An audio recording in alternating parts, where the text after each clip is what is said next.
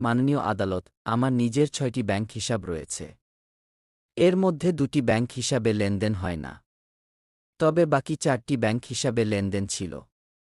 আমি দুদক ও বাংলাদেশ ব্যাংকের মাধ্যমে আমার ব্যাংক হিসাবগুলোর লেনদেনের তথ্য জানতে চাই। এ সময় দীপু মনির বক্তব্যের তীব্র বিরোধিতা করেন দুদকের পিপি মীর আহমেদ আলী সালাম ও মাহমুদ হোসেন জাহাঙ্গীর। পিপি মাহমুদ হোসেন জাহাঙ্গীর বলেন, মাননীয় আদালত, উনি দীপু মনি যখন এ মামলায় গ্রেপ্তার হবেন, তখন আইনজীবীর মাধ্যমে এ মামলার সমস্ত কাগজপত্রের অনুলিপি তিনি পাবেন। আর দুদক মামলা করে কাগজপত্র আর নথিপত্রের ভিত্তিতে মানি লন্ডারিং প্রতিরোধ আইনের মামলায় আসামি ও তার স্বার্থসংশ্লিষ্ট ব্যক্তিদের ব্যাংক হিসাবের তথ্য পর্যালোচনা করা হয়। ব্যাংক হিসাবের সুনির্দিষ্ট তথ্য মামলার কাগজপত্রে উল্লেখ করা হয়। পিপি মাহমুদ হোসেন জাহাঙ্গীর আরও বলেন, মাননীয় আদালত, মামলার তদন্তে দীপু মনির বিরুদ্ধে আনা অভিযোগের সমস্ত তথ্য আদালতের কাছে তুলে ধরবে দুদক।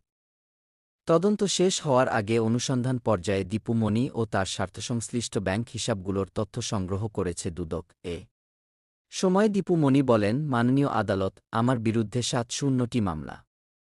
আমি তো কারাগারে আমার আইনজীবীদের সঙ্গে কথা বলার অনুমতি পাচ্ছি না।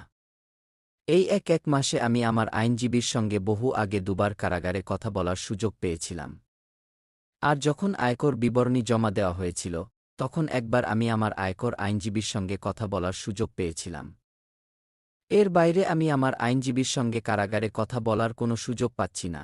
এ সময় আদালত দীপু মনির উদ্দেশ্যে বলেন, এমন তো হওয়ার কথা নয়। দীপু মনি বলেন, মাননীয় আদালত, সুনাম অর্জন করতে সারা জীবন চলে যায়, আর নষ্ট করতে সময় লাগে মাত্র ২ মিনিট।